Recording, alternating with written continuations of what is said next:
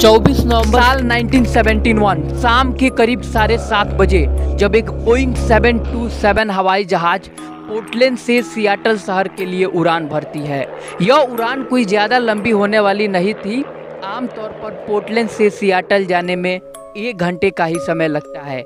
इसमें बैठे हैं करीब 36 पैसेंजर और 6 क्रू मेंबर, लेकिन इन्हीं पैसेंजर के बीच हवाई जहाज के सबसे पीछे वाले सीट पर बैठा है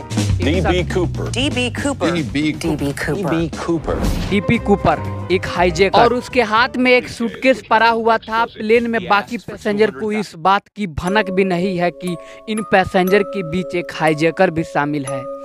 इस विमान ने अभी कुछ ही दूरी पर ही उड़ान भरा था। यह हाईजैकर एक एयर होस्टेस को अपने पास बुलाता है। कूपर ने एयर होस्टेस को एक कागज का टुकड़ा देता है।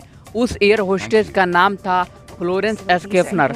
मगर जैसे ही कूपर उस फ्लाइंग होस्टेस को वह कागज का टुकड़ा देता है, पहले फ्लोरेंस को लगता है कि कूपर उसके साथ फ्लर्ट कर रहा था, इसीलिए वह एयर होस्टेस इस कागज के टुकड़े को अपने पर्स में डाल देती है। लेकिन कूपर उसकी तरफ झुककर धीरे से उसे पढ़ने के लिए कहता है। जैसे ही वह उस लेटर को पढ़ती है, वह शॉक रह जाती है। दरअसल उस पर्ची में लिखा था कि उसके पास एक बम है। वह हाईजैकर फ्लोरेंस को अपने पास बैठने को कहा, लेकिन एयर होस्टेस घबराकर कूपर के पास बैठ जाती है और कूपर को बम दिखाने को कहती है। कूपर अपना बैग खोलकर बम दिखाता है और फिर कूपर अपनी मांगे रखता है और कहता है उसे $20 लाख और 4 सूटकेस चाहिए, वरना वह इस विमान को बम से उड़ा देगा। अगर उसकी मांग नहीं मानी जाएगी तो वह प्लेन में बैठे किसी भी यात्री को सुरक्षित नहीं जाने देगा। फ्लोरेंस डीपी कूपर के मांग को लेकर कॉकपिट में बैठे पायलट के पास जाती है। पायलट कूपर के मांग को लेकर सियाटल शहर के एयर ट्रैफिक कंट्रोल तक पहुंचाती है। यह खबर FBI और पुलिस तक पहुंच जाती है। उन सभी को पता चल चुका था कि यह विमान हाईजैक हो चुका है। एयर होस्टेस जब वापस प्लेन में आती है तो वह देखती है कि कूपर काला चश्मा पहना हुआ आराम से बैठा है, जैसे कि कुछ हुआ ही नहीं है। वह अपना ड्रिंक पी रहा था, वह बिल्कुल भी डरा हुआ नहीं था। इसी वजह से प्लेन में बैठे बाकी यात्रियों को इस बात की भनक भी नहीं है कि यह प्लेन हाईजैक भी हुआ है।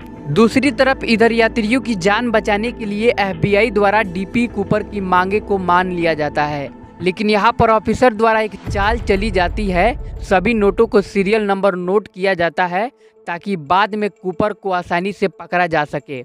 यहाँ पर कोशिश करी जाती है कि नोटों को $20 में रखने की, ताकि भरते समय बैग ज़्यादा भारी हो सके। शाम के 5:39 यह विमान सियाटल एयरपोर्ट पर लैंड करती है और प्लेन का इंट्रैक्शन कूपर के हाथ में था, तो वह इस विमान को रिफ्यूल करने के लिए कहता है और यह विमान फिर से सियाटल से मैक्सिको के लिए उड़ान भरती है। इस बारी इस प्लेन में कूपर, एक एयर होस्टेस और 2 पायलट है। कूपर कहता है इस विमान को मैक्सिको की तरफ ले चलो, लेकिन कॉकपिट में बैठे पायलट कहते हैं हमारे पास इतना फ्यूल नहीं है। मगर कूपर को इस बात की जरा भी चिंता नहीं थी और फिर कहता है कि इस विमान का स्पीड 185 किलोमीटर होना चाहिए और इसे 1000 फीट की ऊंचाई पर उड़ाना।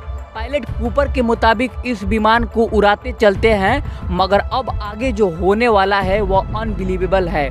कूपर एयर होस्टेस को कहता है कि वह कॉकपिट में जाकर बैठ जाए और दरवाजा को बंद कर ले।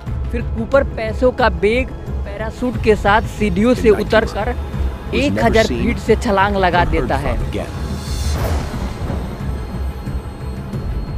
10:15 यह विमान रेनो एयरपोर्ट पर लैंड करा दिया जाता है। उसके तुरंत बाद FBI एवं पुलिस द्वारा इस विमान को घेर लिया जाता है। पूरे प्लेन की छानबीन करने पर फॉर्चुनेटली उन लोगों को प्लेन में कुछ नहीं मिल पाता सिवाय एक टाई और उस पर एक मेटल के छड़ के अलावा।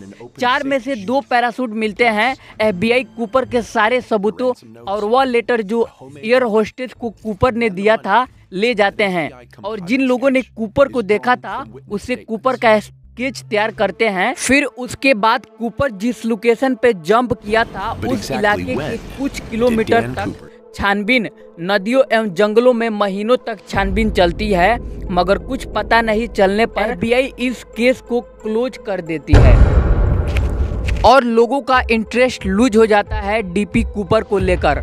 मीडिया में भी यह खबर ठंडा पड़ जाती है, बट इस घटना के 8 साल बाद 10 फरवरी 1980 कोलंबिया नदी के तट पर एक ब्रीम नामक बच्चा अपने परिवार के साथ लकड़ी इकट्ठा कर रहा था, तो उस बच्चे को रेतों के बीच दबे हुए 20-20 डॉलर के नोट दबे हुए मिलते हैं। अनफॉर्चुनेटली इन नोटों के सीरियल नंबर को पहचाना जा सकता था। यह वही नोट थे जो डीपी कूपर को दिए गए थे। इन नोटों के मिलने के बाद कई सवाल उठते हैं। कई लोगों ने कहा डीपी कूपर इन पैसों का इस्तेमाल नहीं किया था, इन्हें छुपाकर रख दिया था। इसके बाद कई सालों तक इन्वेस्टिगेशन चलती रही, लेकिन किसी को भी कुछ पता नहीं चला कूपर का। फाइनली 45 सालों बाद 2016 में FBI द्वारा इस केस को बंद कर दिया जाता है हमेशा के लिए। अगर वीडियो एंड तक देख लिए हो तो कमेंट करके जरूर बताना ये वीडियो आपको कैसा लगा। अगर चैनल पर नए हो तो सब्सक्राइब भी कर लेना। ऐसे ही मैंने बहुत सारे वीडियो अपने चैनल पर